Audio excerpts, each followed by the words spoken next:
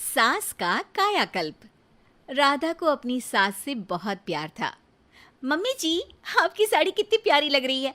काश मैं भी आपके जैसी साड़ी पहन पाती। अरे बेटा, हमारे जमाने में तो साड़ी ही चलती थी। तू क्या करेगी साड़ी पहनकर? दिन भर भागा दौड़ी करती है। साड़ी कंफर्टेबल नहीं फील कराएगी। तू तो ऐसे ही जचती है बेटा। राधा सास को लेकर घूमने जाती, सैर करती और उनसे खूब बातें किया करती थी। एक दिन, अरे राधा और माँ सुनो, अब हम लोगों को बम्बई चलना पड़ेगा। मेरी नई नौकरी वहीं लगी है। अरे वाह माँ, कितना मजा आएगा ना। अरे नहीं नहीं, मैं नहीं जाऊंगी। बड़ा शहर, बड़े लोग, मेरा दिल नहीं लगेगा। अरे माँ, मैं हूं ना आपके साथ। और सारा परिवार बड़े शहर में शिफ्ट हो जाता है।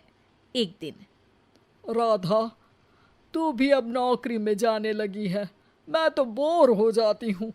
सोच रही हूँ आसपास की औरतों से दोस्ती कर लूँ। हाँ हाँ माँ, और क्या। यहाँ की औरतें तो किटी पार्टी और बहुत सी फन लविंग एक्टिविटी करती हैं। तो बेटा, दो चार फन लविंग से मुझे भी मिलवा देना। बहू सास के साथ बाहर निकलती है तो देखती है कि सास की उम्र की जो औरतें टहल रही हैं, उनका पहनावा ओढ़ावा सास से बिल्कुल अलग है। लेकिन फिर भी राधा एक औरत को रोकती है। Hello aunty, how are you? Oh great darling. Aunty, हम लोग यहाँ नए शिफ्ट हुए हैं। ये मेरी मम्मी है।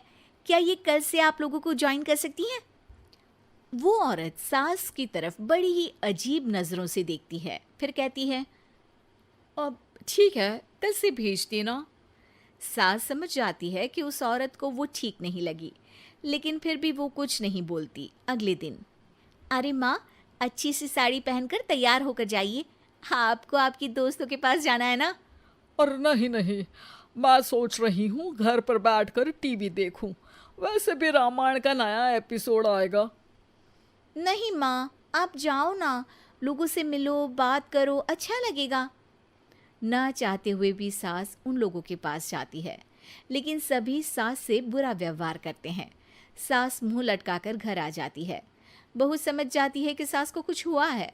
वो रोज सास को पार्क में भेजती, लेकिन सास रोज मुंह लटकाकर वापस आ जाती। क्या हुआ माँ, आप बाहर जाकर खुश नहीं होती हैं? अरे बेटा, खुश तो हूँ लेकिन लेकिन क्या माँ, आपको तो लोगों से मिलना, बातें करना अच्छा लगता था। मैं देख रही हूँ कि आजकल आप बाहर से आती हैं तो परेशान सी दिखती हैं। सास कुछ नहीं कहती, अपने कमरे में चली जाती है।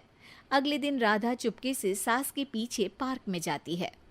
हेलो, कैसे हैं आप लोग? एक औरत मुंह बनाकर साइड हो जाती है। सभी एक दूसरे से बात करती हैं, लेकिन राधा की सास साइड में चुपचाप अकेली बैठी रहती हैं। राधा घर आती है और सास के वापस आने का इंतजार करती है। सास मुंह लटकाकर घर आती है।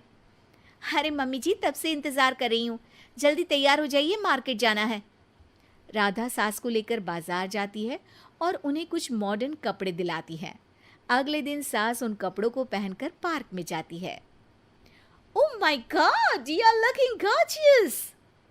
ब्यूटीफुल टॉप, कहाँ से लिया? हे, मेरे घर में कल किटी है, तुम जरूर आना। अजीब औरतें हो तुम लोग। मैं रोज आती थी तब तो तुम लोग सीधे मुंह बात भी नहीं करती थी। आज इन कपड़ों को देखकर तुम मुझे घर बुला रही हो। लेकिन सुनो, अब मुझे तुम लोगों से कोई बात नहीं करनी और ना ही दोस्ती करनी है। अरे तुम तो बुरा मान गई। वैसे दोस्ती नहीं करनी थी तो ये कायाकल्प क्यों किया? ये मेरी बहू ने किया है।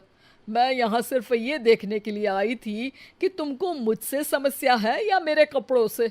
कपड़े तो बदले जा सकते हैं। अच्छा चलो, जो भी हो, अब हम लोग तुम्हें अपने साथ रखने को तैयार हैं। लेकिन अब मुझे तुम लोग नहीं पसंद। ये बोलकर राधा की सास वहां से चली जाती है। वाह माँ जी, आज तो आपका चेहरा खिला खिला सा लग रहा है। लगता है आपकी सहेलियों ने आपको अपना लिया। हाँ, वो तो अपनाना ही था। दिखावे वाली जो है वो, मेरे कपड़े बदलते ही उनका दिल बदल गया। लेकिन आज मैं उन्हें मना कर आई, अरे क्यों माँ जी? क्योंकि उन लोगों को मुझसे नहीं मेरे कपड़ों से दोस्ती करनी थी। वैसे मेरे पास तो तू है ना, मेरी प्यारी बहू, मुझे किसी की जरूरत नहीं है। अरे नहीं नहीं माँ जी, आप ऐसा क्यों सोच रही हैं? बेटा ये गलत भी तो नहीं है, जैसा देश वैसा भेष। क्यों? ठीक है ना माँ, अब जब ये हम लोगों का देश है तो क्यों ना हम यहाँ का भेष अपना ले। हाँ हाँ जरूर, मैं तो तैयार हूँ। समय के साथ खुद को बदलने में कोई बुराई नहीं है, लेकिन कहीं नकल के चक्कर में बंदर ना दिखने लगूं। खैर, बहू लग जाती है सास की कायाकल्प।